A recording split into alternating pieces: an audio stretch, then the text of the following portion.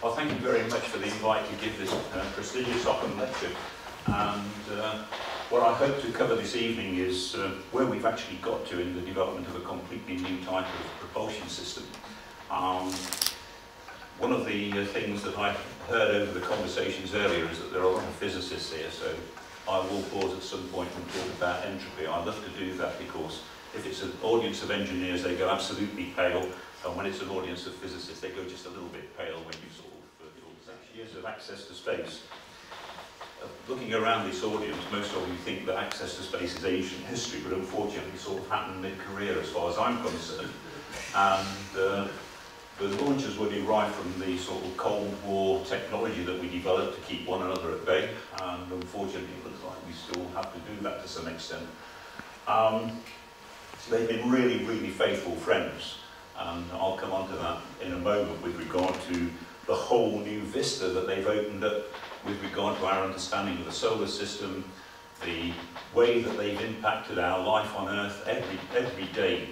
All of you are influenced in ways that you probably don't even realise because of access to space. Of course, in many respects, the Russians set the whole thing moving with the launch of Sputnik 1 in 1957. And prior to that, when I was sort of in my teens, we were looking at the Americans for launching something weighing about 18 pounds into orbit. And all of a sudden, in October 1957, the Russians launched something weighing 180 pounds into orbit. And everybody said they dropped a decimal place somewhere. It won't be possible, but not true. So this was originally designed to deliver very large atom bombs onto the West, because the Russians didn't know how to make small atom bombs in those days. But from that, everything has grown. Okay, well you can see that that's really the same sort of vehicle that we've got here. And it's got upper stages and so on. This one was Black Arrow, this one was British. Now, we've got a unique record in Britain in that back in 1971, we developed this launch vehicle in the previous sort of decade, launched one satellite, Prospero, and then thought, oh, this is too easy, and got bored with it, and we've never launched another one since. We cancelled the rocket straight away as soon as we knew it worked. We launched 4 of them. And I was in Australia in 1969 when we launched the first one, and the launch site was such a mess that a manhole cover flipped into the propulsion bay, cut some of the controls, and the rocket sort of had a bit of a struggle until we finally cut it down. A very spectacular explosion at 50,000 feet in order to get rid of it. And of course the space shuttle, which is now defunct, but through, I guess, most of your lifetimes was the mainstay of getting into space. So the space shuttle has been with us, done its job, and has now gone again, unfortunately. And the Americans find themselves in the embarrassing position at the moment of having to use the Russians, to get them up to the International Space Station, which they largely funded and built. So across this period, a huge change has taken place in how we get into space. So what has happened in all of this? Of course, a huge expansion of knowledge, and I know that there are some very renowned astrophysicists sat in the audience who will know all about this sort of stuff more than I do. But of course, there is a permanent population in space as well. The human race over the last sort of century has expanded from the surface of the Earth, so that up to about 50,000 feet, there are something like several million people in the air all the time.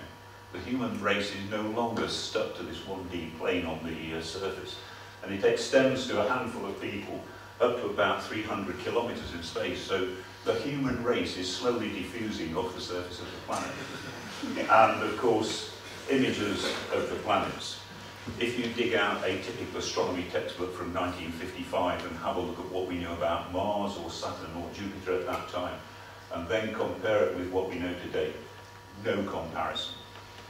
Now then, can I get it? Right, wonderful. And of course, there are other much more tangible benefits in our lives. So you can drive into all kinds of rivers and floods with your GPS system. And we can broadcast the Olympic Games all over the world from London. So the world is shrinking, the communities are coming together, and one would hope that sooner or later we'll all learn to realise that this is a really tiny place and that we can't afford to muck about on it the way that we currently do.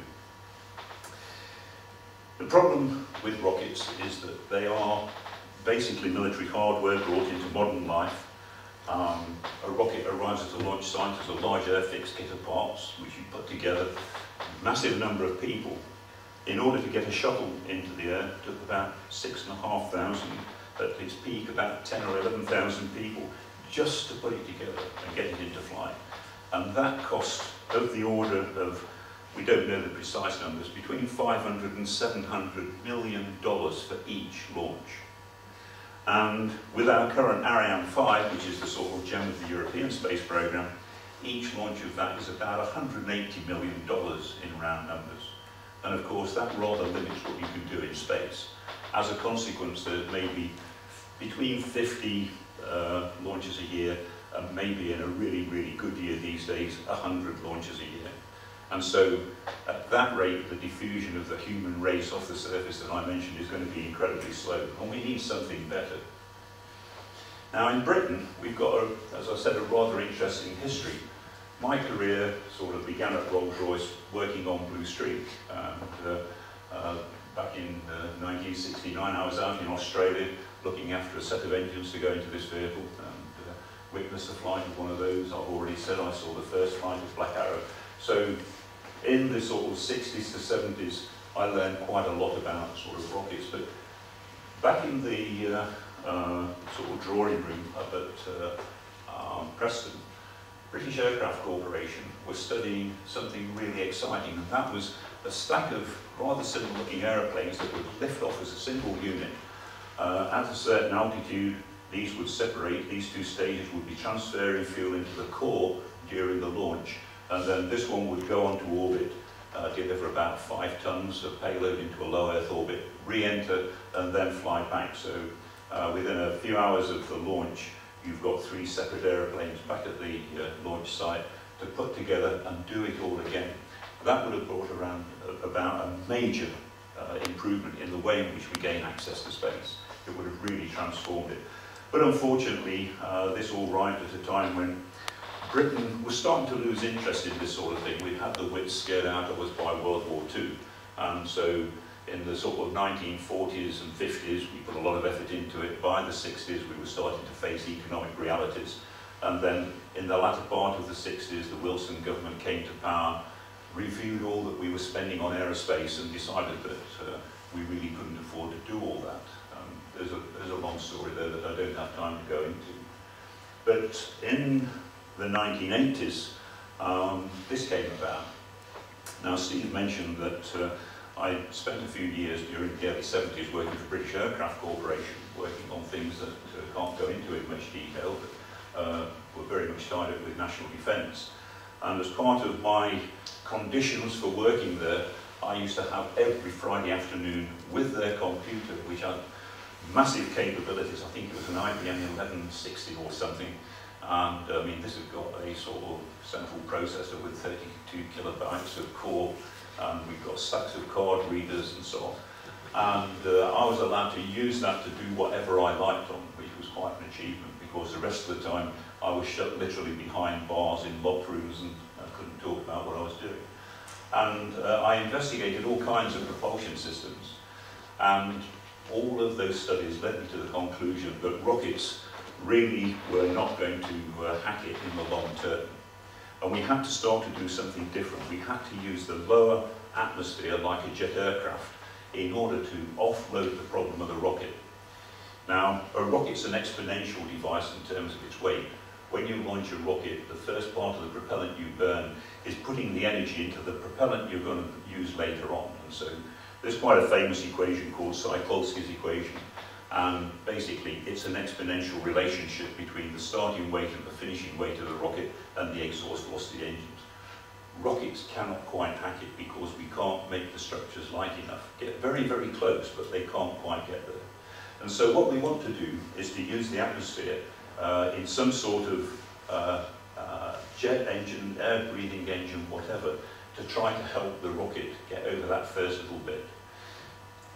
In order to get into orbit, you have to, with a rocket, put about 9.5 kilometers per second in. If you can offload that down to about 6.5 kilometers per second, you can make all this work. but the penalty is you have to go to Mach 5. And in the 1980s, British Aerospace, Rolls-Royce got together, I put together some interesting thermodynamics for these engines, which I'll come to in a moment, and all of that seemed to work, but sadly it didn't last. Margaret Thatcher was sort of running the country. Anything that wasn't directly related to immediate commercial return didn't happen. And of course that nice Mr. Kenneth Clarke, who I will say absolutely nothing further about, because otherwise I'd probably get arrested, finally put an end to this particular project. And so, once that project died, two colleagues and myself, Richard Varville, John Scott, we in 1989 formed Reaction Engines, and we looked at Hotel and had a look what hadn't quite worked about it, because we were struggling with Hotel. And one of the problems that we had with Hotel is that the liquid hydrogen tank, 60 tons of liquid hydrogen, formed this very long forebody. And as you accelerate up the Mach number range, the lift on the wings falls off a sort of 1 over the square root of Mach number squared minus 1, whereas the lift on the forebody remains constant. And so at Mach 5, 2,000 ton-meters of moment trying to pitch this vehicle up. That's a small ship on the end of a meter rule, trying to pitch this up. And a massive load of hydraulics, flaperons, immense structures to contain all of that. The whole thing ran away. Hotel was designed to put 7 tons into low Earth orbit, but finished up putting about 7 tons of hydraulic systems into low Earth orbit. So it was a transportation for hydraulics into low Earth orbit. So Skylon, we solved that problem by chopping up the hydrogen tank and distributing it in front of the vehicle and behind, putting the engines on the wings instead of the base and moving the centre of gravity into somewhere near the middle of the aircraft. And of course it took on this long pointy shape, and most of you here wouldn't remember the centrepiece sculpture from the Festival of Britain in 1951, which was called the Skylon, hence its name. Skylon then is a space plane. This is what it's designed to operate like. Payload installed in a hangar, wheeled out, a conventional towing tractor on a runway. The engines start in air breathing mode and accelerate to a point where it transitions to rocket. Once it gets onto orbit, small engines in the rear of the vehicle actually do the orbit insertion. It can deploy the payload, in this case an upper stage carrying a satellite. It then re-enters, quite high altitude, but I'll come to this later, and then lands. So that's just a quick view. We'll come to this in more detail, but that gives you a quick scenario. Once it's landed and turned around, it can do it again. No pilot. It's completely automatic like any rocket. There are good reasons for that. Saves weight, saves costs, and also there is no power at landing. It's what we call a dead stick landing. So it's gliding in to do its landing. What makes all that possible is the Sabre engine. So let's have a quick look at the anatomy of a Sabre engine. Well, it's a combination of rocket engines and a jet engine in effect. So here's the inlet to the jet engine. What enables that to be possible is the following.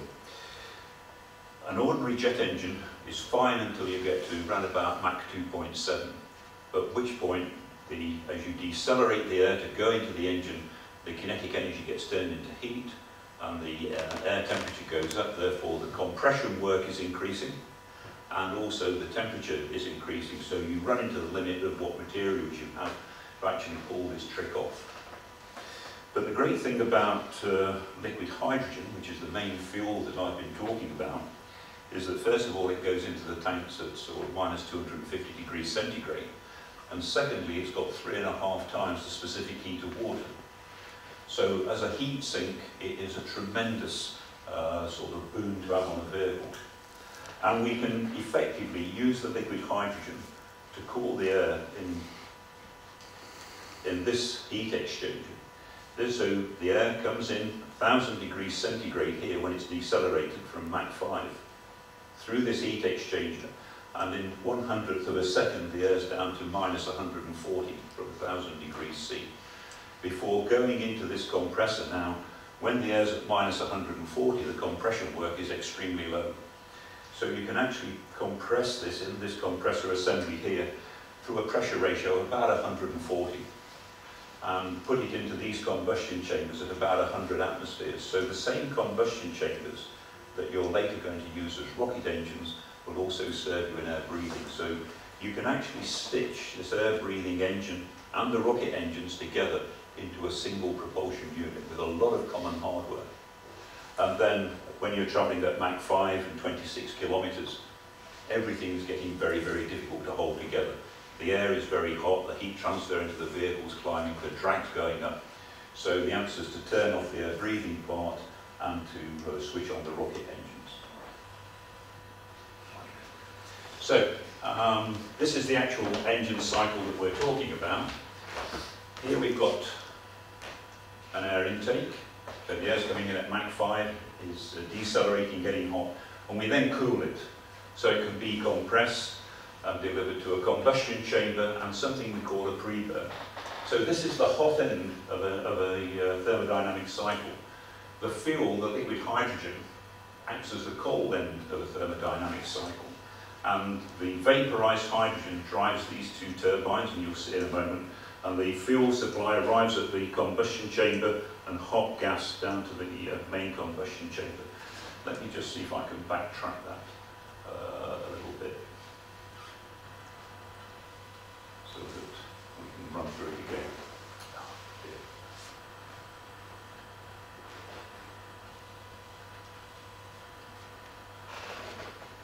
Okay, so that's the air cycle again. And in a moment the hydrogen will come in, so I can just go through that bit again.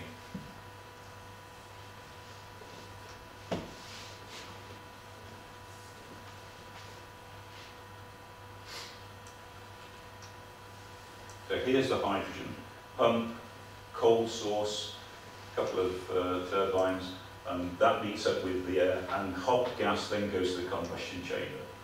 Now in between this sink and this source, we put a helium circuit, like so. So it's heated by the air at Mach 5, we top it a little bit here, it drives the turbine, we cool it, compress it, and so on. And then when we get to the rocket operation, we simply, I wish it did vanish like that, save a lot of weight, but what actually happens is we switch it through the turbine that drives a liquid oxygen supply from the vehicle. And then we can complete the ascent into orbit. Now, this heat exchanger here is actually a phenomenal piece of engineering, and this is what it takes to make a heat exchanger like that. So we start off with a lot of tubes which are about 1 millimetre diameter, and they have a wall thickness when we get them of about 40 microns. Now that's quite thick. The final heat exchanger walls are down to about 20 microns. And those tubes are going to contain helium at 200 atmospheres. So what we do is assemble a bunch of tubes like that by brazing them into a series of headers and form a modular heat exchanger like this. Here you can see a series of heat exchanger modules about to be made into this structure. And here you can see a particular module about to go into the vacuum brazing furnace to finish up something like this.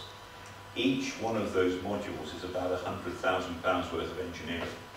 And in this particular heat exchanger, which is a demonstration, there are about 21 of those modules. So I'm sure that you can do the sums on that yourself. The tubing at the present time costs us about £17 a metre. It's made out of Inconel 718. In a real engine, there are 2,000 kilometres of tubing in each heat exchanger. So this is really impressively expensive engineering, reassuringly expensive indeed. So we put one of those together, and then we managed to get it on test. So what we do on test is that here we have a Viper jet engine and a silencer, in case we disturb Steve Cowley's physicist working on fusion. And here we have a boiler in which we transfer approximately a couple of tons of liquid nitrogen, and that acts as our source of cold. And this circulator here circulates high pressure helium out to this experimental heat exchanger and then brings it back. We use the nitrogen to cool it. And if you look through the cameras in here, this is what you see. And what you're seeing there is the very, very cold air at minus 150 degrees C, and it is the heat exchanger sandwiched between two dummy sections, so that ordinary moist air gets drawn in, and you can see the cloud bank that forms when the air with ordinary moisture meets this extremely cold flow. Now, of course, we have to arrange it so that the very, very cold air doesn't freeze and block up the pre-cooler. If you don't do something about that, it takes about 5 seconds, give or take a second, to block a heat exchanger completely solid. And I'm afraid I can't tell you how we do that. That's one of the sort of secrets that we keep very, very close to our chest. But this is what we've actually managed to achieve. So back in 2012, since then we've managed over 600 tests, 300 at cryogenic conditions. Minus 150 degrees C is our lowest. Now, unfortunately, we didn't optimize the frost control system quite right, and so we can only operate with our present system at about minus 120 degrees C in a steady state condition. We've demonstrated the frost control system, and we've demonstrated the cryogenic cooling. The most important part is that this heat exchanger is flow stable. It wasn't clear that that was going to be the case. Of course, it operates in a fluid dynamic regime, which we call transitional, between turbulent and laminar, whatever that means in a heat exchanger at this time. And then also we've demonstrated that its thermal and mechanical characteristics are precisely what we need. It's extremely robust, despite the fact it has this extremely thin wall tubing. This has shown that we can take it up and down from our assembly area, and indeed in 2012 we carted the whole thing off to Farnborough and put it on display, much to the chagrin of some of my colleagues. And the most important thing is that this is partly funded by the European Space Agency, and we've met all of the objectives of their programme. Now, obviously, to bring an engine like this about, there are lots of other technologies. So back in 2008, we demonstrated the properties of a contra-rotating turbine. Heat transfer in the combustion system, very, very important aspect. We've worked with DLR in Germany and also Astra in Germany to do that. University of Bristol have done a lot of nozzle work. I'll come back to this one in a little while. Air intake models we've tested, and conditions of very high pressure in a so-called Ludwig tube configuration, and other types of heat exchangers. We've also done some clever nozzle work, and I'll come to that in a moment, and of course a whole series of heat exchanger stuff, starting back in 1996 at the University of Bristol, when we first demonstrated that we could achieve over a gigawatt per cubic metre in terms of heat transfer. Now, one of the problems with a rocket engine that's going to go from sea level to vacuum is that it has to have an eye-area ratio, area of the exit divided by the area of the throat, if it's going to achieve a high exhaust velocity in vacuum. And I've already alluded to the Sarkowski equation, which says that the exhaust velocity of the engine is extremely important. And so we need area ratios of about 120, but the difficulty there is that the flow separates at sea level, and sometimes it can separate unstably. So we did a lot of work with this type of engine, which is known as an expansion deflection nozzle.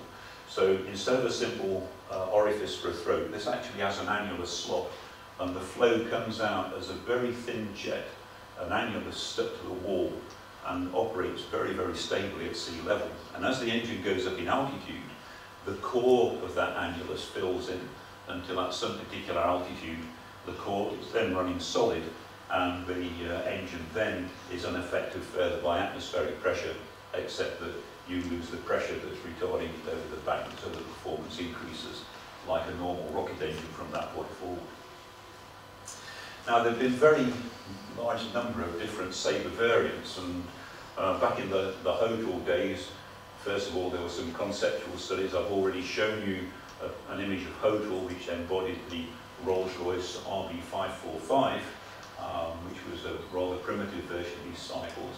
And then there have been various variants, and the one I'm telling you about tonight is the Sabre 3 variant, and that's the one that we've got out in the public domain. But what I can tell you is that for the last 3 years we've been working on the Sabre 4 variant of this engine. And the main characteristic of that is that during the air-breathing ascent, we've actually managed to halve the fuel consumption. So the Sabre 4 opens up performance possibilities that even I, at the start of this project, never thought possible. So a vehicle which can take off from some airfield in Britain, having had its payload installed, fly down to an equatorial site, be filled with liquid hydrogen and liquid oxygen again, and then go off to orbit and do its job. So the capabilities of the Sabre 4 engine are really quite extraordinary. I want to say something about Skylon and some of the other possibilities that these engines now enable. I want you to imagine that you're somewhere down near the equator, on a launch site there, and there are a whole host of competing operators, Easy Space, Johnson Space, and so on. And one of those operators will be in shared facilities. The upper stage that you saw earlier with its payload is installed into the payload bay, and then the vehicle is taken by its towing tractor out onto the runway. At this point it's empty, and of course there's no pilot, as I've already alluded to. On the head of the runway, automatic systems fill the vehicle with liquid hydrogen, liquid oxygen, helium, inert all the inner spaces with nitrogen. And then the vehicle starts up in jet engine mode, effectively. And that accelerates it from the runway up to a speed of about Mach 5 and at 26 kilometers. And the heat exchangers are operating all the way through this. So there has to be that pre-burner in there, which provides the heat while the incoming air is not hot enough. So just to recap then, it's a collection of rocket engines, combustion systems, the bit that is the compressor for the jet engine, and then this all-important pre-cooler. That is the key technology that this engine has. There's also a bypass system and bypass burners. I've not got too much time to go into that at the moment. And then the propellant systems, the liquid oxygen, the blue bits, and the liquid hydrogen. So here the vehicle's transition to rocket mode, and then that pushes it to a transfer orbit, and then you will see that the orbital manoeuvring engines here are then circularizing it in orbit. Once you're in orbit, you open the payload bay doors and then magically throw out a space telescope, which I must get somebody to amend this video sometime. But this is intended to show you the range of payloads, including CubeSats, that this vehicle could deploy with a little bit of artistic license there. So now, magically, we've got the upper stage and the ComSat back. The upper stage then puts the ComSat into its transfer orbit, but the stage doesn't circularize. It deploys the spacecraft and lets it do the circularization burn.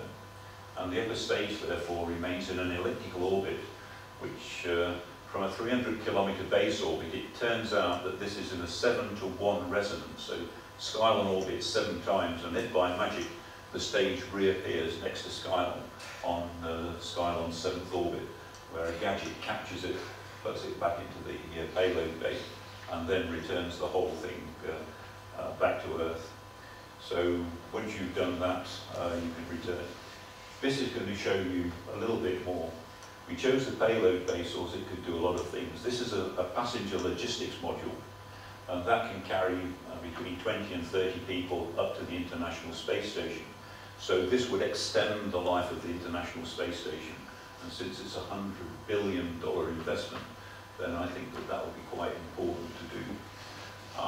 We can also set up small laboratories in space and transport nodes. Now, there will be some vehicles which Skylon can carry into orbit, which then stay in orbit forever, and Skylon simply carries the propellants up to them. And a stage like this could service 15 tons to geostationary orbit, but also out to the moon, and set up possibilities of the moon. And we could even put very large assembly facilities in orbit to build vehicles for reaching out to Mars.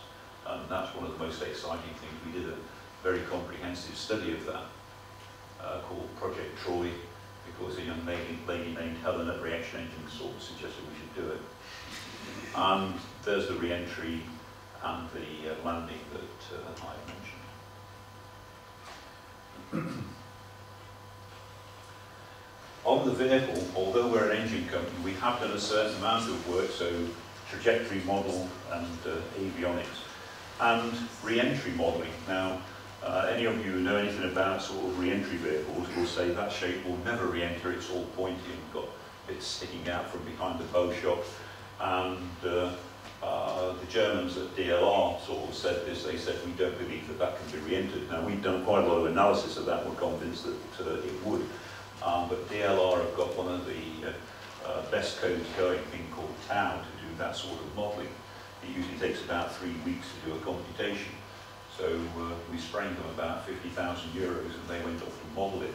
And indeed, not only did they confirm that it is re-enterable, they also showed that the re-entry environment is more benign than even we had calculated. So when we talk about this now, the phrase poacher turned gamekeeper comes to mind with the DLR, and we have a great deal of difficulty stopping blooding all this at international conferences and so on.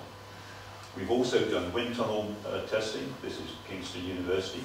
One of the most interesting things that determines this configuration is the fact that you might have to land it in a gliding configuration on a runway with a 30-knot crosswind. And so the subsonic testing of this at Kingston was actually quite important. And then when we still had wind tunnels at Farnborough, we managed to get quite a bit of work done in those. And we've got ongoing work on structures taking place at Cullen at the moment at reaction engines. So this is silicon carbide reinforced titanium, and this is silicon carbide reinforced glass ceramic for the aeroshell. So there's an ongoing program of stuff on the vehicle. But some of this, of course, spins off into other areas. One of the important studies that we did was this vehicle, the A2, and that's a passenger carrying aircraft that can carry 300 passengers from Brussels to Australia in 4 hours and 40 minutes. So it takes off from Brussels, it can fly subsonically out over populated areas.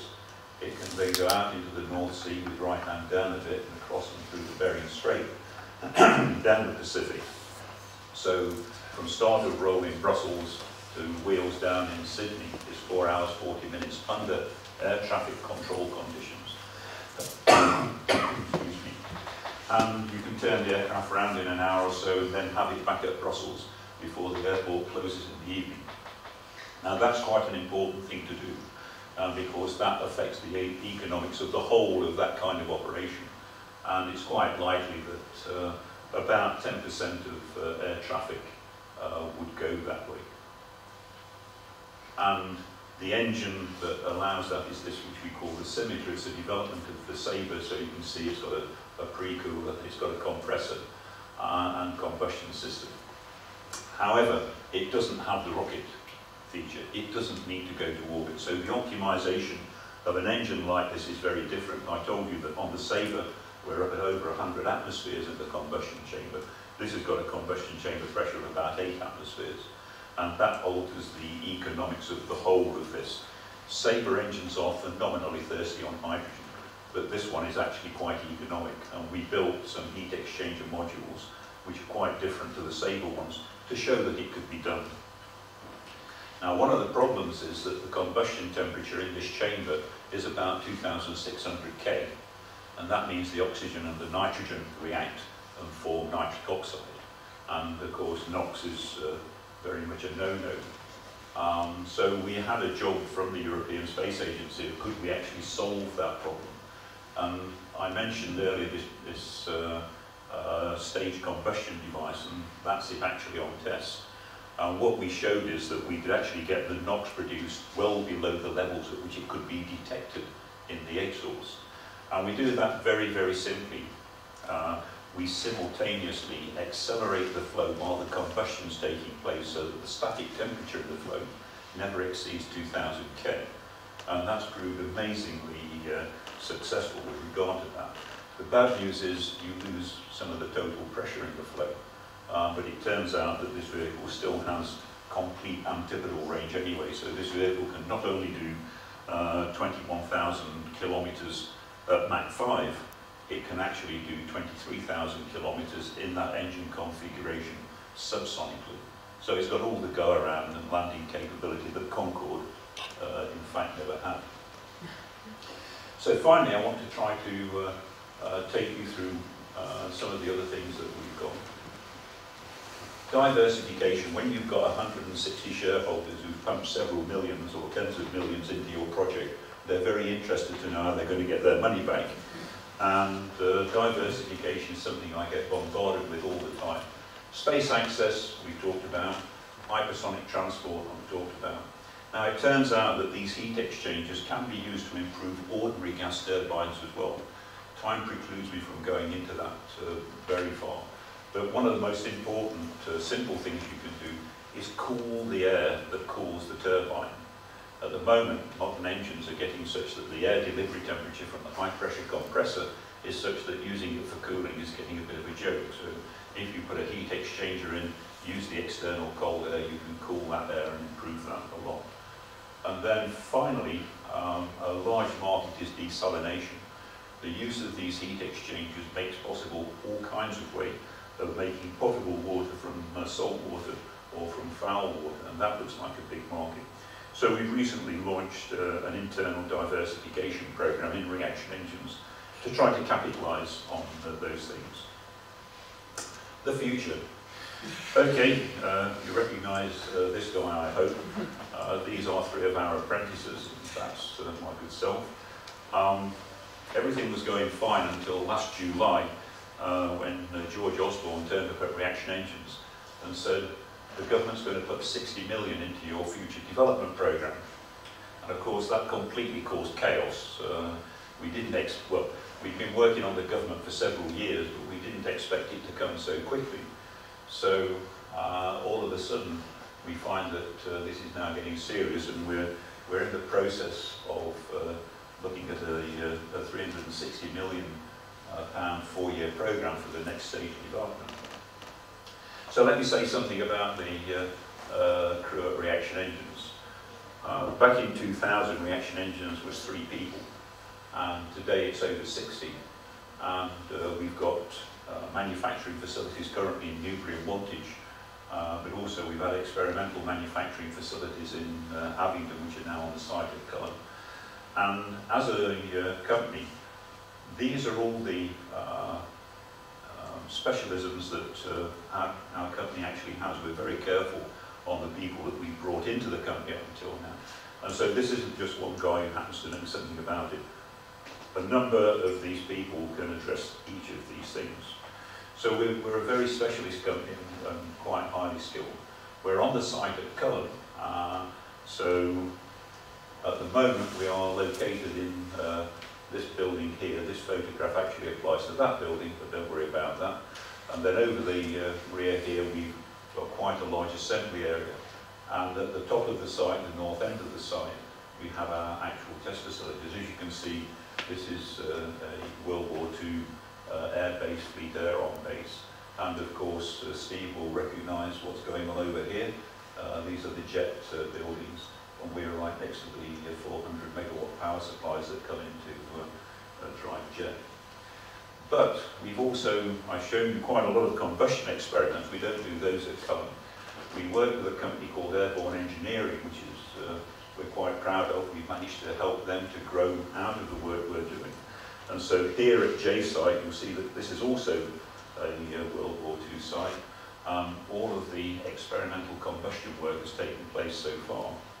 But excitingly, there is an area here called K site, and this facility here was put in the 1950s for test firing Polaris missile engines. And since the 1970s, this has been sitting dormant, and you can see a tree growing out the top of it up there. Somebody couldn't find where to put their old fridge, so obviously carted it in the back of their transit and dumped it in there. So we are in the process of finding out whether we can bring this site back to life.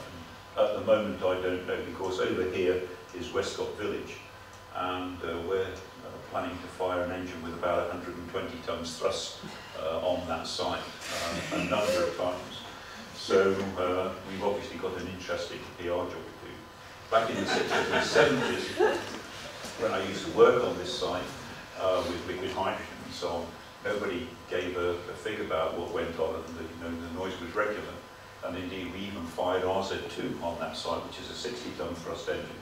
And all that we had on the main road was a little sign saying, "Beware sudden aircraft noise." And that was the way it was back then, but I'm afraid you can't do that anymore. What's it all going to cost? Well, Skylon is approximately a £10 billion programme, of which £6 billion is the actual vehicle, and £4 billion is roughly the cost of the engine development. Now, the bit that we want to do is this little sliver here, which is about 360 million. And this is the programme that we're currently at the end of phase 2, and we've called the next bit, very excitingly, phase 3. And that's going to be approximately a 4.5-year programme. We've actually started this ramp up here already. And then coming after this is, well, you could have predicted it could be phase 4, which is spending the rest of that chunk of money up there. Well, everybody likes to sort of know about this, but I mean, it is genuine.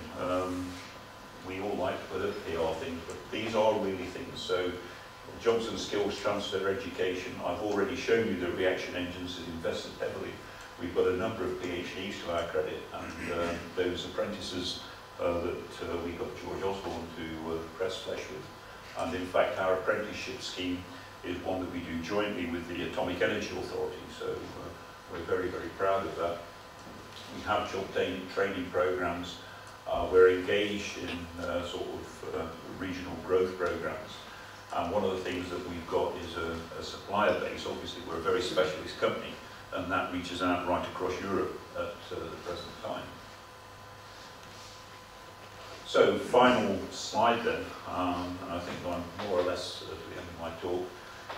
How does all this work economically? Well, in the past, the model has been some friendly government stumps up the money, you develop a launch vehicle, you wipe out the cost, and then you get somebody to operate that under semi-commercial conditions. Now, those days are going. I've already pointed out to you the immense cost of expendable launch vehicles. So the model we've got is slightly different. There are a lot of people around the world who would like to have their own access to space. And the different depths of red on this diagram are people with strong interest. White is where there's no interest, pink is some interest. And you can see there are a lot of places around the world where people would like to have frequent, regular, cheap, reliable access to space. And so the model we've got is develop the aeroplane and the engines and sell it to them. And so a Skylon costs a bit short of about £1 billion if you want to buy one. But a development program of an expendable launcher is many, many times that. So if, for instance, Argentina want regular access to space, they buy a Skylon for £1 billion. That gives them 200 missions into space. A Skylon is only designed to last about 200 flights. Brazil is also, Brazil are interested in providing that equatorial launch site that I showed you on the video. India and China are in the process of getting into a space race which, according to their own PR, is going to make the space race that took place between the Americans and the Russians pale into insignificance. Now, whether that is actually going to happen remains to be seen. Of course, up here in sleepy old Europe, we've still got a requirement for access to space. And even in Britain, we, over the past 30, 40 years, have developed the use of space services. And in fact, I think even today, we are the third largest user of services that come from space, mainly telecommunications, but meteorology, surveillance, and things like that are really cornerstone of what we do. And of course, Russia. That's our market. We think there's a market there for 30 vehicles, and that 30 vehicles justifies the whole of the development cost. What about the actual cost of a mission? Well, we think we can bring the cost of a mission to between $5 and $10 million. That's still pricey, but compare that with the 180 million if you wanted to go by Ariane 5 at the moment, or with the 700 million that was the shuttle access to space cost. Skylon could only carry 15 tons, whereas the shuttle could carry 24. But even so, we're talking in round numbers of an improvement of a factor of 50 in terms of access cost to space. In terms of reliability, obviously people have got huge dreams about going to Mars and things like that. But an expendable launch vehicle, it arrives, as I said, as a kit of parts. You put it together with all the practical quality assurance. About 1 in 50 expendable launch vehicles finishes up in the nearest ocean instead of going into low Earth orbit. Now, at entry to service, we're trying to get that down to 1 in 20,000 with the Skylon. But Skylon's got an important characteristic that those launch vehicles don't have. It can abort its mission. And at entry to service, we expect to hit an abort rate of about 1%. So 1 in 100 doesn't make it to orbit, but what it does do is make it back to its base. And as you fix the failures that cause the abort, the reliability improves in service until you reach a magic number of 1 in a million, because at that point you can put people on it, and the vehicle loss rate then falls to the sort of loss rate of military aircraft. So Skylon becomes cheap.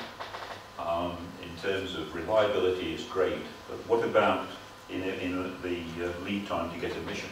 Well, currently, if some astrophysicist wanted to get a mission into space, it would probably have to book that launch 18 months to 2 years in advance. With a Skylon, he or she could pick up a telephone, phone around a couple of launch companies on a Monday morning, and by Friday their payload would be in orbit. And so that's the sort of change in technology that we're trying to bring about.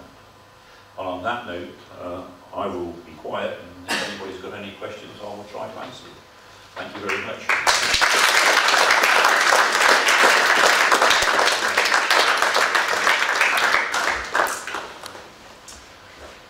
Well, thank you, Alan. I think we have quite a lot of time to do the questions. So who wants to ask the question? So I was wondering, you have so many compressors in the engine.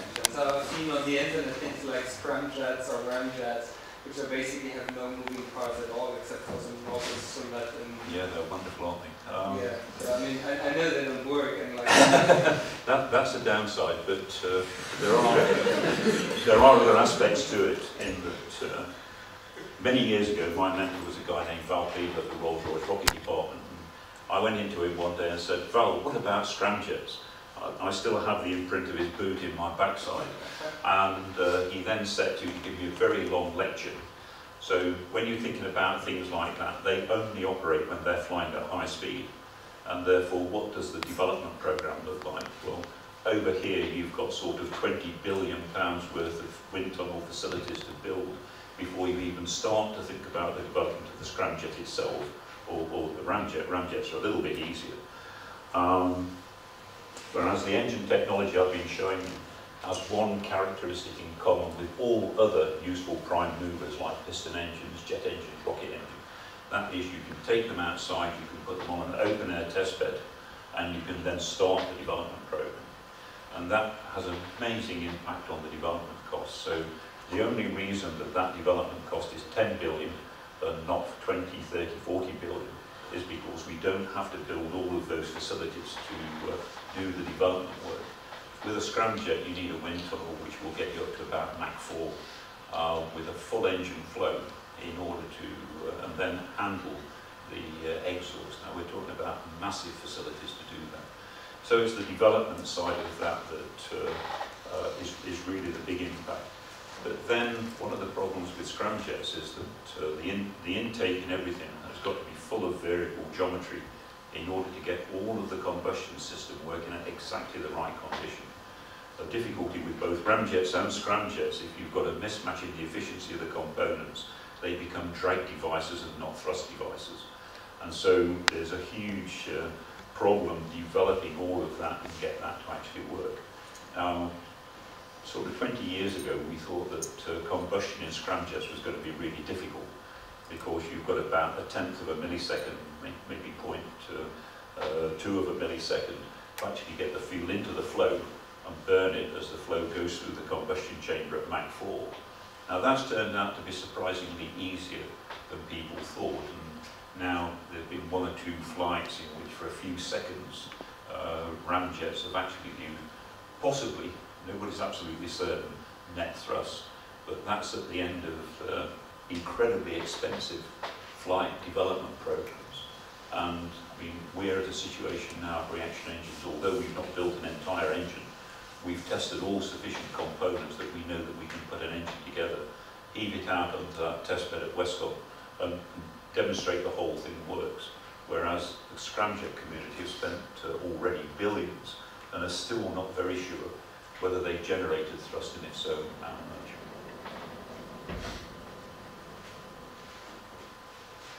Stunning silence.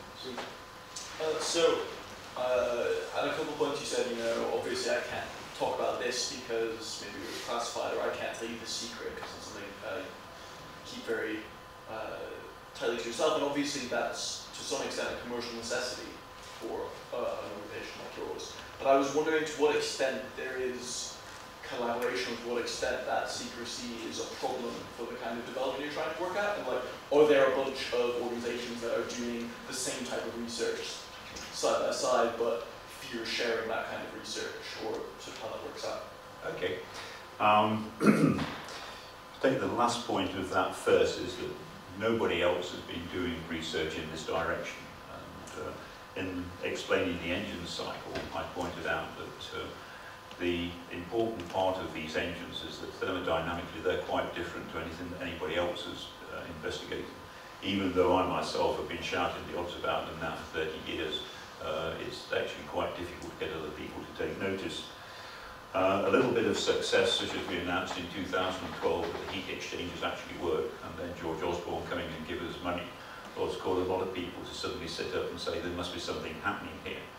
And about a month ago, we signed a collaboration agreement with the United States Department of Defense Air Force Research Laboratories. And so what is happening at the moment there is that they are checking to see whether these funny cycles do actually work. Now we know they do because the Italian company Avio and the European Space Agency did their own independent checks on this years ago. So we're not in any sort of danger of that coming unstuck. So we are hoping that between end of March, end of May, the AFRL will come back and say, yes, this cycle works. Now, there are real difficulties working with the Americans these days. They have an insidious bit of legislation called International Trafficking Arms Regulations, and they are paranoid that American technology is going to be used in some future system against them. So since 9/11, that has really tightened to the point where it's doing them a great deal of harm, but it also scares the willies out of the rest of us, because if we get the slightest bit of American technology into our program, then we would be subject to American legislation, even though we're not Americans, and they could do a great deal of difficulty to us, give us a great deal of difficulty. Now there's an example of that in that Thales Alenia have been building satellites for the Chinese, for example, and they've been using catalogue components, some of which are American supplied, and the American government has retrospectively classified that as intolerable and stopped Thales Alenia supplying satellites to the Chinese. So working with the Americans is a very double-edged sword on that. Clearly they have got several things we don't have in Europe. The first one is a joined-up government which deals with a very large economy, whereas in Europe we've got a government that I defy anybody to claim is joined up in any sense whatever. So actually getting anything done on that scale in Europe is really, really difficult. So we have to engage with the Americans, but there are all kinds of difficulties associated with that. Now, moving forward on that, we are in dialogue with a lot of European industries now who do want to be part of this project. So they're not competitors, but what we will probably finish up with to develop the engines and the vehicle is some sort of consortium. Reaction Engines is not interested in the vehicle as such. We're interested in knowing what its technology is, what it weighs, what it's going to cost, because that's all part of the overall program. but we need a prime contractor to sort of adopt that and look after it. And I'd like to think that one of the European airframers will do a European vehicle, and it's clear to us from the dialogue we've had that a number of American airframers are interested in doing an American vehicle. With regard to the future on the engine development, I think it's clear that we can form a European consortium to develop engines for Europe, but we will probably have to create a US subsidiary of the company to actually build the engines for the American vehicle, assuming that that goes ahead. So from a business perspective, it's a very exciting time, and to some extent outside my comfort zone. So other people now in reaction engines are now starting to adopt the responsibility for worrying about all of that sort of stuff. I hope that answers your question. It's really quite complex.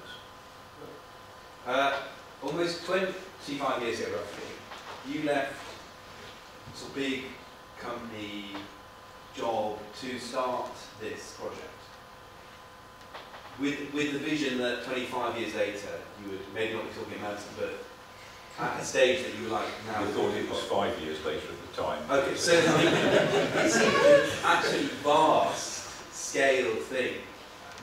Where at that time? So obviously now you've got some money from the British government. Maybe you could say maybe 23 years. Too late. Where has all of that vision and money and everything come from? Has it all been from your initial idea? Well, the vision came from Dan Dare in the Eagle back in the 1950s. I thought, well, we've got to have some of that. Prior to that, I'd been interested in astronomy like a lot of kids, and suddenly I realised that I don't have to sit on the end of a telescope and look at it. I can actually sort of get out there amongst it. And that was where the sort of vision started. So all my time at Rolls-Royce and then later at British Aircraft Corporation, and even at the Atomic Energy Authority, I was involved in looking at how we bring all that about, the bigger picture, because it might be difficult today for you folks, particularly you younger ones, looking at it, to sort of feel that there could be an alternative, but we were really sort of sidetracked by the availability of Cold War weaponry. We never planned that it would go down the route that it's gone down. Aeroplanes were going to get faster and higher, and eventually the pilot would find himself in orbit, and it would go from there. So that bit of the vision wasn't really mine. That's how we grew up to expect it.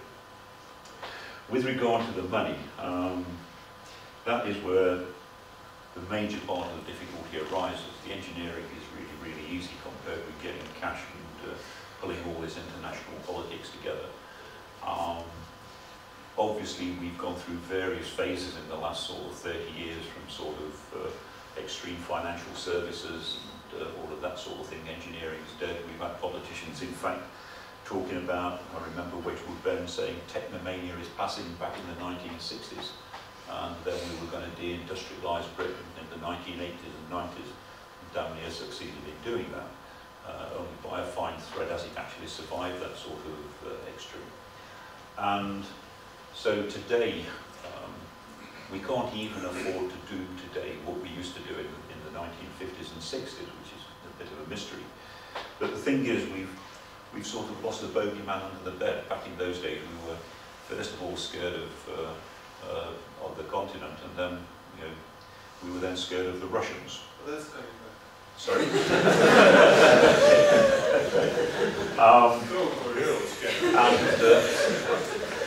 Nothing motivates politicians like having somebody to be frightened of. And so the Cold War, obviously, was probably good news, but to some of us, we often think, was it really good news? Because since then, an awful lot of progress that the Cold War motivated has actually stopped. And certainly the flow of money to support the new research and so on has decreased dramatically. Now, I don't know. I'm biased, I'm impatient, I'm running out of years, and I want to get on and do it. I think from what I've shown you, you've seen the Reaction Engines as a company that does go away, cut metal, and actually do things rather than muck about with paper studies. But maybe there is an argument that says that it should all go a bit slower, and we should all take our time a bit more and attend to situations more equally distributed between here on Earth and expanding off the planet. To me, I think the clock is ticking. Our population is not under control.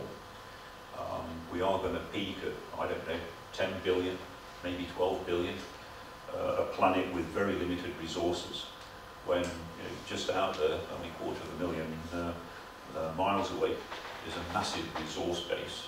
And if we can get to it, then we don't have to destroy the Earth in supplying the resources that are needed.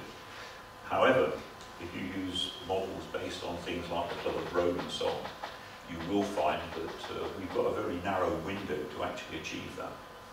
And therefore, I do think it's imperative that we find the funding and get all this technology in place now, so that we've actually got it and it can be used. So I do think that's important. Where's it going to come from? Well, various places, the industries, sovereign wealth funds, governments, and so far, in our case, 85% of our funding has come from high net worth individuals. I've mentioned our 160 shareholders. They're a mixed blessing because obviously they don't give you the money and as a philanthropic sort of gesture. They expect to see profit out of it, and somehow we've got to put together a business case that shows how that can be achieved. Now, we tried very hard to do that, create more or less a success, but 30 years on we're still here and sort of it's still going. Well, one of my slight queries was that, so you talked about the research and development being many millions of pounds and saying that was a big number, but if you compare that to just say one pharmaceutical company, yes. like GSK, Yeah. that's a yearly investment for them. They invest that much a year in Absolutely, but I mean, so it's one of the mysteries of our economy as to how some areas like that, billions are sort of chicken feed, and in other areas getting sort of 30 million to do research on fusion, which you might expect is sort of high on somebody's priority for the future, is very difficult. I mean, did you want to sort of approach a big company that already existed and ask them, could you be like an arm of a new project that they would do? Is it that there were no companies in that field? Yeah, we try all of that and get varying degrees of answer. Some of them fairly blunt, and others are sort of conciliatory, and we're still talking to them. Watch this space and we'll see what the final answer turns out to be. How long a runway does Skylon require? How long a runway? Quite long one. Because we try to save weight on the vehicle, we don't put high lift devices. If you sort of look out of your aeroplane windows on takeoff, you'll see the wing sort of falls apart into a complex shape and then magically reassembles itself in flight. That keeps the runway length down. We can't afford the weight for all of that, so we choose a simple-minded option of simply accelerating the aeroplane up to Mach 0.5 on the runway. And as a consequence of that, a normal takeoff run, if everything goes well, is about 2.7 kilometers. But if as you're about to rotate, one of the engines sort of sputters and goes out, then the international regulation is you've got to clear the 35-foot fence at the end of the runway. And so that means that the runway's got to be 4 kilometers for Skylon's acceleration rate to actually give it sufficient clearance over the 35-foot fence. But then another alternative is if you've not actually quite got sufficient flying speed to get off the runway, then you have to stand on the brakes in order to decelerate it. Now the kinetic energy when you're up at 300 meters a second, 150 meters a second, 300 knots, is approximately 3.3 gigajoules. That's 3/4 of a ton of TNT that you've got to dissipate somewhere. So on Skylon, what we do is carry about 1.5 tons of water to cool the brakes while we're decelerating. On a normal takeoff, we throw that away so we don't carry it into orbit. But the bad news is that you require yet another 1.6 kilometers of stop weight. So add that to the 4 kilometers you've already got, and we're looking at a sort of total runway of about 5.6 kilometers. Now one day, as I said I gave a tantalizing hint about the Sabre 4 engine and the vehicle that's in, it's called Skylon configuration V1.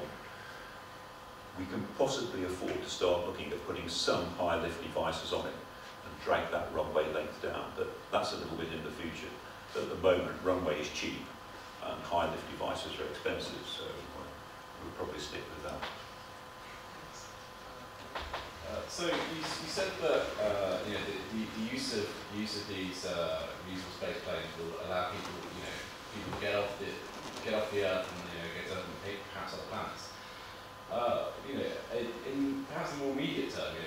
map there, you know, there are many countries who are interested in it, and some countries, you know, I suspect, you know, probably Iran, maybe, you know, other companies with, countries with, say, nuclear weapons and stuff are interested in this thing, and so, you know, they would then be able to put into space if they wanted, you know, say, nuclear weapons. So, do you think there's some potential here for an invention that's meant to, you know, save the human race to possibly do that? Well, even today, there's nothing to stop Dr. No buying a ordinary aeroplane and sticking a nuclear weapon in it. But you know, if you could put such a weapon in space, you know, for such a regime, you'd be able to, you know, send it down at a much faster speed than I mean, first of all, it's very difficult to target a nuclear weapon onto a precise target. There's something called the circular area probability, and even with very sophisticated guidance systems, getting that down to the sort of few meters required to actually kill a hardened target is very difficult. So Skylon's not an ideal platform for doing that, but various regimes can launch, including our own, can launch other payloads into orbit, which are much more important and interesting than the possibility of nuclear weapons. So electronic intelligence and surveillance satellites. Now, during the Falklands War, for example, and in virtually every little scrap we've got ourselves into, there have been surveillance satellites in space, but always in the wrong place. I mentioned a little while ago that you could have, with Skylon, on a Monday morning, you can sort of order your flight, and by Friday it can be done. Well, in a military context, then you can get that down to a couple of hours. So if you've got your Thunderbirds 2 hangar that's got all the payloads sat in there for doing different clever jobs, then if you find yourself in a diplomatic situation, then you can pick your payload and have that in orbit, in the right orbit, doing the job you want it to do. So that's a much more important sort of military objective, a sort of political military objective, than having sort of the ability to deploy nuclear weapons. Clearly, as has happened in aviation and with nuclear power, there will have to be agencies set up to monitor and control what people do. At the present time, I think it's fairly clear that there will be a limited number of spaceports from which these vehicles can operate.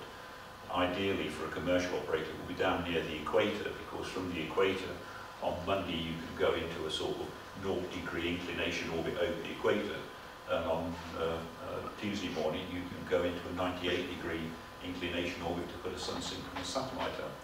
So you need to operate sort of reasonably close to the equator, but there is nothing to stop some military regime trying to do as you suggest and use it for some sort of clandestine purpose, but provided there's adequate monitoring. I mean, from orbit we can see incredibly fine detail on the ground as to what people are doing, and you can get inspectors in there to make sure that you've got control over it. But I can't feel that the human race has to be confined to this sort of blob of grot ordering or rather ordinary star, simply because we can't take control of a situation and get these vehicles operating. There's some questions. You mentioned 2012, I think, proof of concept for the heat exchange units. Are there remaining proof of concept? Is there some challenge coming that you have? Every day. Well, do it for the moment. When is the first prototype? That depends rather on the funding, but I'm hoping that in 4 years' time we'll have the first 2 prototype engines on test, possibly at Westcott, in the facilities I've already indicated. The first flights to orbit would take place maybe 2 to 3 years after that in an ideal world. Right at the present time, it looks as though the first vehicles could be delivered to customers around about 2025. So it's a 10 or 11 year development program, but the first vehicles would go to orbit about 6 or 7 years into that program. And we're currently just restructuring it because some possibilities, which I can't go into in detail, have cropped up for actually leapfrogging some of the early sort of flight development program with prototype vehicles. So there's some excitement there. Are you familiar with TRL levels? Okay, well, the engineering world in this area always talks in things called technology readiness level. So a technology readiness level 1 is when you're sat in the bath and have a bright idea, and then a technology readiness level 9 is when you actually really get out on the runway and start the engines. Now, we are somewhere around about technology readiness level 4 to 5 at this point in time, depending on exactly how you define it. Obviously, with a scale like that, it's quite hard to put your finger on it. The important point about that is your technologies are at the point where people will now take interest and start to put investment into it in principle. Now, in our case, people are really, really scared of the idea that, you know, here's a space plane, it seems to have magical capabilities, therefore should we really do it or not? And of course, the rest of the world is watching. We've convinced the rest of the world, and thanks to George Osborne, he added really the sort of icing on the cake, really convinced them. So out there we are almost certainly generating competitors, and therefore we have to move fairly soon if we in Britain are to stay ahead. I mean, we've got an exciting opportunity here, in relation to getting the investment in. If we can pull it off, then this is a whole new industry of which, you know, Britain's got the lead in. Could you just to make it precise, the 6 to 7 year time scale, is that the infinite money scenario or is that the real money scenario? Sorry, is it the... So the 6 to 7 Yeah.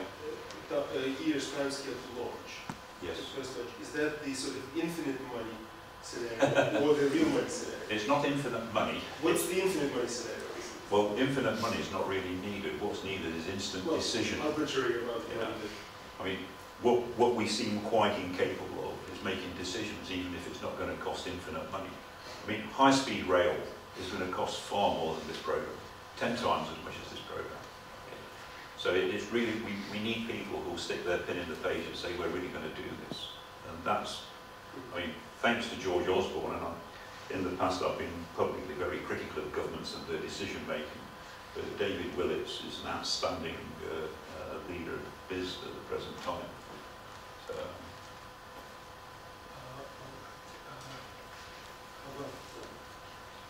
So, during your talk, you often emphasized that there will be no pilot on the vehicle. Do you think there might be scenarios? Well, I'm sure there might be scenarios where human intervention may be of great importance in order to prevent an aborted mission. So, could you think in the future that there might be missions, or there might be vehicles where there's a pilot or at least a technician on board at every mission? Yes, but he'll have his hands tied behind his back in case he touches the controls. It's unfortunately a sad statistic that 80% of aircraft crashes are caused by the crew. And having said that, there is no statistics which show how many times the crew have actually saved a situation. That's an unfortunate part of it. But it's certainly a statistic that 80% of crashes are pilot and crew error. So for many years now, when I used to work with British Aerospace, even back on HOTA in the 1980s, they would really, really like to get the pilot of even the aeroplane that takes you from Heathrow to Paris. They would much sooner that all that was automatic and computer controlled. But of course, passengers won't accept that. Everybody intuitively feels that they want some guy sat up front, ready to grab the joystick and wrest it out of danger. So, with Skylon, this is a delivery system to space. I don't think there's too much of an issue there. And even with vehicles like the space shuttle, I mean, yeah, there were pilots on it, but they didn't actually do anything other than turn the computer on and off. With the A2 vehicle, then that would be sort of rather more difficult to decide. And I think that provided a highly paid representative of the company that's operating the aeroplane is actually on there, then I think that might solve that problem. One of the more peripheral side issues is the number of people that complain there are no windows in these things, especially the A2.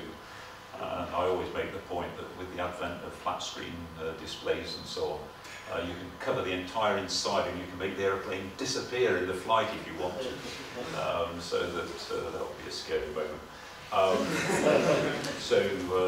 That's another issue, but there are a number of operational issues like that. But the pilot is a liability. I hope there are no pilots in the audience.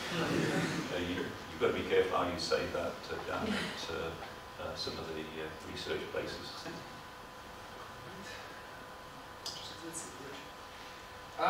So you, correct me if I'm wrong, but you mentioned that if the plane lifts off, if Skylon lifts off and something goes wrong, it can get back home. Correct.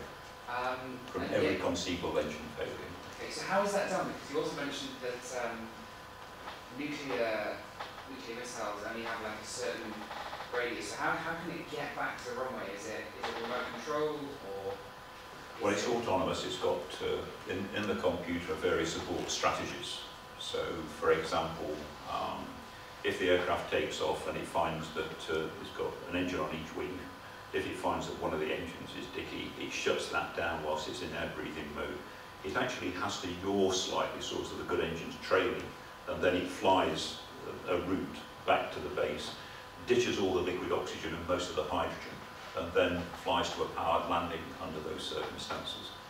If it's already gone to rocket mode, the engines are configured so that in each nacelle there are effectively two rocket engines. There's only one air-breathing engine effectively, but there are two rocket engines in each nacelle. So if one of the rocket engines is misbehaving, then because there's no aerodynamics to help you with the control, you have to shut down the bad rocket engine and shut down the corresponding good rocket engine in the other nacelle. And at that point, you've then got several options in those circumstances. If you're far enough into the ascent, you continue, go almost into orbit, but not quite, and do a complete once around and re-enter in order to get back to the base. Alternatively, you drive the vehicle to a point where you can then do a banked re-entry, and you pull aerodynamic lift while the vehicle is decelerating and pointing itself back home. And then those bypass ducts that I've not been able to talk about this evening very much, they can act as rather poor man's ramjets. So you're coming down from quite a high Mach number. When you get to Mach 3, you light the bypass duct, turn off the main engine, and it comes home and there's a ramjet at Mach 3. So, and there are other scenarios. In each of those scenarios, there are overlaps so that the computer can make a decision as to what to do. Now, that question is very, very central to an important function the government started 2 years ago, which is to these vehicles got to be certified like any normal aircraft. And so how do you certify a space plane nobody's built one? And it brings in a whole host of new problems. And so there is a so-called space plane certification workshop that's ongoing. And the question of the autonomous operation is the real problem. And they have that with the UAVs at the present time. So UAS is the current acronym. So that if you're flying some unmanned vehicle out over foreign territory and you lose the uplink to it, the vehicle has then got to decide what it's going to do about that. And this is really where the central issue sort of lies. As long as you've got a pilot on the ground playing with the joysticks and he's in control of the aircraft, nobody worries very much. But once you've lost the control and the airplane is now making the decisions on its own, that's where the sort of real problems come from. And so there is an issue with regard to the automatic people are reasonably comfortable with, autonomous, where the machine is making real decisions based on a whole load of input about its circumstances. That is quite difficult. What the answer to that is at the moment, I don't know. We're right in the middle of that at this point in time. Yeah, I just wondered how robust are these engines? I'm just thinking in terms of this wonderful heat exchanger you've got with very thin walls, and what happens if a volcano with an unpronounceable name goes up and there's lots of dust in the atmosphere, and you know your vehicle hit this back by or forward. We're not actually in a bad situation in those circumstances, because the problem with the unmentionable volcano, mainly because I can't pronounce it, is that as the volcanic ash goes into the turbine of a conventional jet engine, it blocks the cooling holes and so it forms a glass in the turbine, and that stops the turbine working. Our engines, the turbine is driven by helium, and that's in a closed loop, so that the high temperature part of the turbine doesn't see anything like that. The usual problem with things like bird strikes, if it swallows a swallow takeoff and goes into the engine, what does it do? Well, again, The aerodynamic configuration is such that the air having entered our heat exchangers has to turn through a right angle, and the swan tends to go down the bypass duct and gets cooked in the bypass duct. But in the event that you get engine damage, then you go into the abort scenario that I just described and bring the aircraft back. With regard to day-to-day handling and everything, it's very, very robust, much more robust than I would have ever given it credit for. So it's handleable like a normal piece of aircraft engine kit. When it's depressurized, then it could be subject to damage. So if somebody sort of accidentally jammed his screwdriver into it, then that would write off a heat exchanger. And the price of these heat exchangers, there's no question of being able to stock it out of his salary or anything. So that is a real sort of issue. But once, it's a bit like the chips in your computer, when they're in the environment they're engineered into, it is absolutely usable, safe and robust, and you can throw it about. And we have done. All right, so we have to wrap this up. I saw that there were a lot of students with questions. So what I suggest you do is we're about to go to dinner, and I suggest the people who have questions should form a little cabal with an empty chair in the middle at the table, and then we'll insert the speaker into that chair, and then we can come to the rest of the dinner. So organize yourselves for that. But now let's thank Alan for this excellent talk.